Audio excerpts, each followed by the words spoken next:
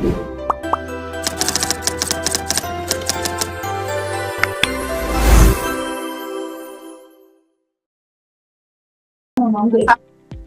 wabarakatuh. Selamat siang dan salam sejahtera bagi kita semua. Yang saya hormati Bapak Kampung Mahasiswa serta rekan-rekan mahasiswa yang saya banggakan. Perkenalkan, saya Nabila Yasogustifa sebagai moderator kelompok 1 yang akan memimpin presentasi pada siang ini. Tema yang kami angkat sebagai kelompok 1 yaitu penguatan literasi digital pada pelajar SMA Negeri 9 Padang untuk mengurangi hoaks dan perundungan di dunia maya. Topik ini sangat penting dan kontekstual, mengingat pelajar adalah pengguna aktif media sosial, namun masih rentan terhadap penyebaran informasi palsu atau hoaks dan tindakan perundungan cyber. Untuk mempersingkat waktu, mari kita langsung memasuki sesi pemaparan materi dari kelompok 1. Pada penyaji materi pertama, disilakan. Sebelumnya, perkenalkan nama saya Lutfiatul Kolbi dengan NIM 2410322042. Saya akan menjelaskan bab 1 pendahuluan. Yang pertama itu adalah latar belakang. Di era digital saat ini, pelajar menjadi kelompok yang paling aktif menggunakan internet dan media sosial. Meski akses informasi semakin mudah, tidak semua pelajar memiliki kemampuan untuk menyaring dan memahami informasi secara kritis.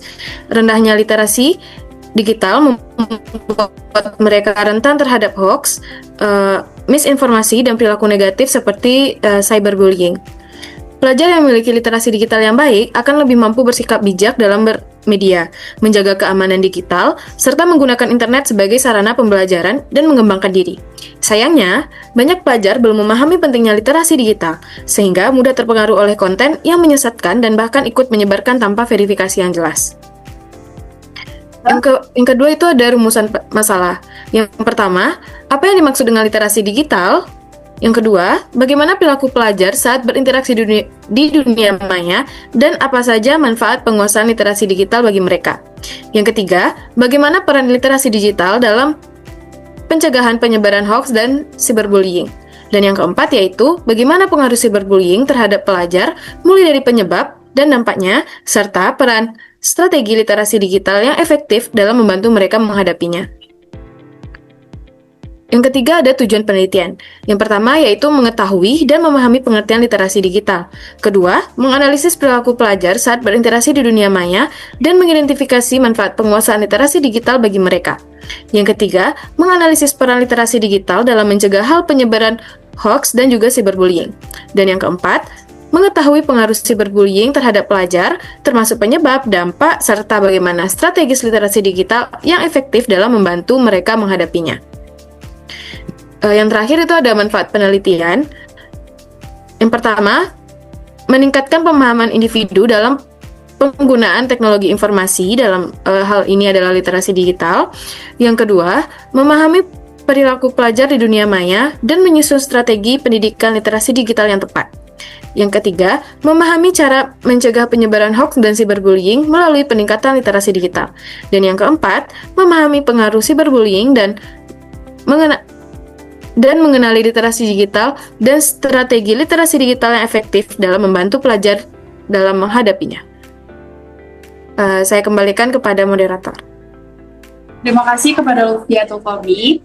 Selanjutnya, kita akan mengetahui apa itu literasi digital, manfaat, serta bagaimana perilaku pelajar di dunia maya yang akan disampaikan oleh Cut Mutia. Pada Cut Mutia, dipersilakan. Terima kasih kepada moderator.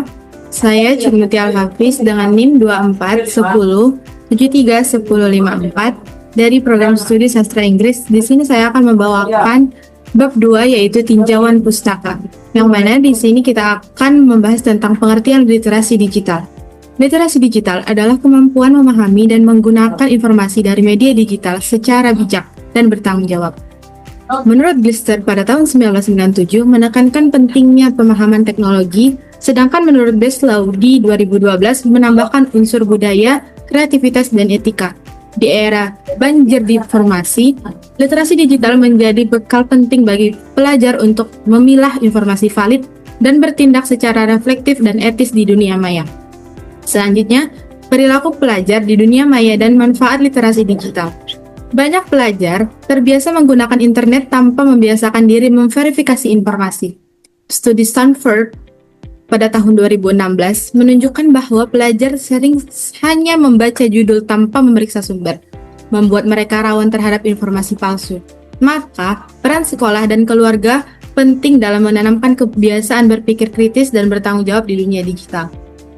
Selanjutnya yaitu manfaat literasi digital pada slide selanjutnya. Di sini kita bisa melihat manfaat literasi digital. Yang pertama adalah akses informasi yang luas dan cepat, peningkatan keterampilan riset dan berpikir kritis. Yang ketiga, pembelajaran mandiri dan fleksibel, pembelajaran kolaboratif, dan yang terakhir adalah kesadaran etika dan keamanan digital. Saya kembalikan kepada moderator untuk materi selanjutnya. Terima kasih. Baik, pada Cik Mutia, mungkin dari teman-teman semua ingin mengetahui apa sih peran literasi digital dalam pencegahan hoax dan cyberbullying. Untuk itu, materi selanjutnya akan dipaparkan oleh Zahra. Pada Zahra, dipersilakan. Baik, terima kasih moderator. Sebelumnya perkenalkan, nama saya Zahra Emilia Putri dengan NIM 2410221020. Baiklah, di sini saya akan menjelaskan peran literasi digital dalam pencegahan hoax dan cyberbullying. Literasi digital penting untuk mencegah hoax dan cyberbullying, dua ancaman besar di era digital. Tanpa literasi, orang mudah percaya hoax dan terlibat komunikasi online tidak etis dalam UNESCO tahun 2018. Kemampuan digital mencakup berpikir kritis, mengevaluasi informasi, dan memiliki empati serta etika digital menurut Kominfo pada tahun 2021. Ini membantu pelajar bersikap bijak di ruang digital. Program siberkreasi mengedukasi publik lewat kampanye seperti Think Before Posting dan Stop Hoax dalam cyberkreasi 2023. Studi Mavindo pada tahun 2022 membuktikan literasi digital menurunkan kerentanan terhadap informasi palsu.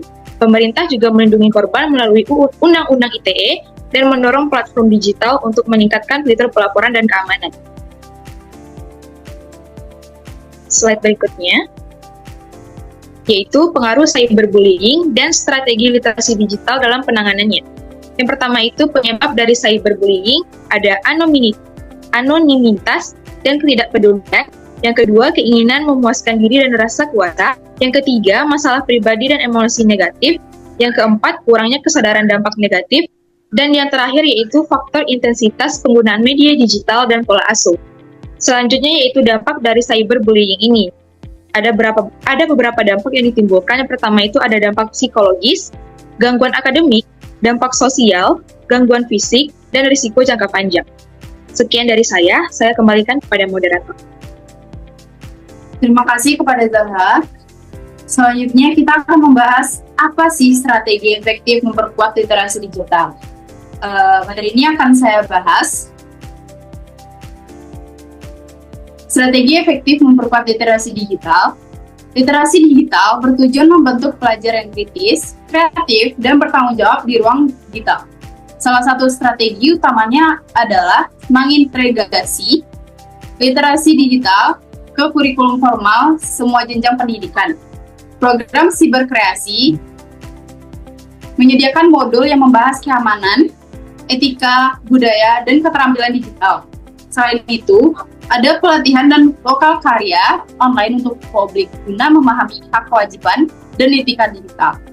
Strategi lain mencakup kolaborasi lintas sektor, pemerintahan, swasta, akademisi, media, dan komunitas melalui kampanye seperti anti hoax dan edukasi digital.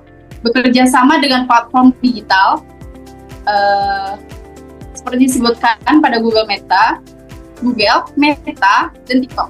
Media interaktif seperti video pendek, infografis, dan podcast efektif menjangkau pelajar. Pemerintah juga memperkuat regulasi lewat Undang-Undang ITE Nomor 11 2008 dan Undang-Undang Nomor 27 2022 untuk menciptakan ruang digital yang aman. Baik, selanjutnya kita akan membahas metode pelaksanaan pada proyek ini yang akan disampaikan oleh Anes. Pada Anes, disilakan. Baik, sebelumnya izin perkenalan. Perkenalkan, nama saya Vanessa Al-Rahma dengan BP 2024-1032-2043 akan menjelaskan tentang bab 3 yaitu metode pelaksanaan. Untuk metode pelaksanaan sendiri, metode ini yang dilakukan untuk melengkapi data penelitian adalah kuantitatif dengan melakukan survei berupa penyebaran link kuesioner sebelum dan setelah sosialisasi untuk melihat apakah ada dampak dari sosialisasi ini terhadap pemahaman digital siswa-siswa di SMA Negeri 9 Padang. Lokasi dan waktu pelaksanaan. Penelitian ini akan dilaksanakan di SMA Negeri 9 Padang di Jalan Irigasi, Pasar Baru Cupak Tengah, Kecamatan Pau, Kota Padang, Sumatera Barat. Penelitian ini akan dilaksanakan pada bulan Mei hingga Juni 2025. Next.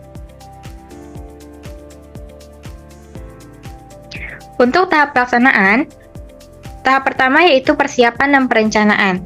Tim yang telah terbentuk akan menentukan tema proyek, lokasi dan waktu pelaksanaan, mengurus perizinan dengan sekolah terkait, teknik pengambilan data, masalah yang akan dibahas, daftar pertanyaan, menentukan sumber-sumber relevan yang dapat digunakan dalam proyek. Untuk pelaksanaan kegiatan sendiri, tim yang telah terbentuk akan melakukan pengabdian berupa sosialisasi literasi digital kepada siswa negeri SMA Negeri 9 Padang sesuai dengan informasi dari sumber-sumber relevan yang telah didapatkan. Tim juga akan melakukan pengambilan data berupa survei untuk melihat pemahaman siswa mengenai sosialisasi literasi digital yang telah dilakukan. Hasil proyeknya nanti adalah proyek penguatan literasi digital pada pelajar SMA Negeri 9 Padang untuk mengurangi hoaks dan perundungan di dunia maya akan menghasilkan output berupa edukasi literasi digital dalam rangka pencegahan penyebaran hoaks dan perundungan yang diharapkan dapat bermanfaat dan memberikan informasi kepada khalayak ramai. Sekian, saya kembalikan kepada moderator. Terima kasih kepada kelompok 1 atas pemaparan dan bermanfaat. Baik, sebagai penutup, saya selaku moderator beberapa poin penting dari materi ini. Ada 3 poin yang akan saya sampaikan, yaitu literasi digital merupakan keterampilan yang penting harus dimiliki oleh seorang pelajar untuk menghadapi tantangan era digital. Serta hoax dan cyberbullying dapat diminimalkan melalui edukasi, etika digital, dan kolaborasi antar pihak. Dan yang terakhir yaitu nilai-nilai Pancasila seperti kemanusiaan, keadilan, dan persatuan menjadi landasan moral dalam penggunaan media digital secara bertanggung jawab. Semoga materi yang telah disampaikan hari ini oleh kelompok 1 dapat menambah wawasan dan menjadi inspirasi bagi kita semua dalam berperan aktif di dunia digital secara positif. Akhir kata, saya mohon maaf apabila terdapat kekurangan selama memandu proses presentasi pada siang ini. Assalamualaikum warahmatullahi wabarakatuh. Terima kasih.